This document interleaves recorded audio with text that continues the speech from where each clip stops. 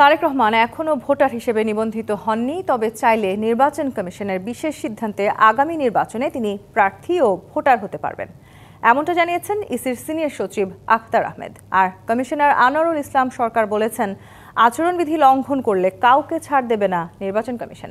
Show cause নয়, তবে প্রার্থিতা বাতিল হবে।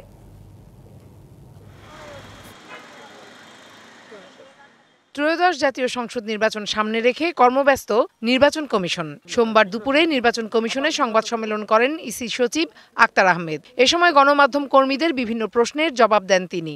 আউট অফ কান্ট্রি ভোটিং এর ব্যাপারে আমরা বলেছিলাম যে 18 ডিসেম্বর পর্যন্ত সময়সীমা, ওটাকে বাড়িয়ে 25 ডিসেম্বর পর্যন্ত আরও এক সপ্তাহ বাড়ানো হয়েছে। জানান, বিএনপির ভারপ্রাপ্ত চেয়ারম্যান তারেক রহমান এখনো ভোটার হিসেবে নিবন্ধিত হননি, তবে চাইলে নির্বাচন কমিশনের বিশেষ সিদ্ধান্তে তাকে ভোটার করা যাবে। নতুন এবং ফিরে আসা গ্রাহকদের জন্য নগদে চলছে ক্যাশব্যাক সহ প্রতিদিন হাজারো উপহার জেতার সুযোগ। হবে আশা আর ফেরা, সারপ্রাইজ সেরা। এটা আমার জানা মতে না, পারতে পারেন যদি কমিশন সিদ্ধান্ত দেয়। এদিন নারায়ণগঞ্জ বন্দরে সায়রা গার্ডেনে নির্বাচন প্রক্রিয়ায় ভোট গ্রহণকারী কর্মকর্তাদের চ্যালেঞ্জ সমূহ নিরূপণ ও উত্তরণের উপায় শীর্ষক এক কর্মশালায় যোগ দেন নির্বাচন কমিশনার আনোয়ারুল ইসলাম সরকার। আচরণবিধি লঙ্ঘনকারীর কোনো ছাড় নেই হুঁশিয়ারি দিয়ে তিনি বলেন, এবার শোকজ করবে না ইসি। আচরণবিধি লঙ্ঘন করা প্রার্থীর প্রার্থিতাই বাতিল হয়ে যাবে।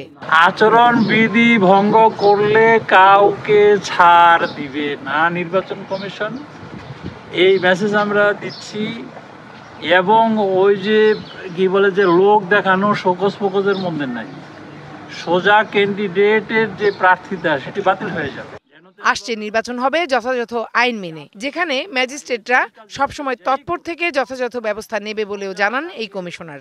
যেখানে জরিমানা করা দরকার, যেখানে জেল দেওয়ার দরকার, সেখানে ম্যাজিস্ট্রেট সাহেবরা তৎপর থাকবে। Farhana Juthi, DBC news, Dhaka.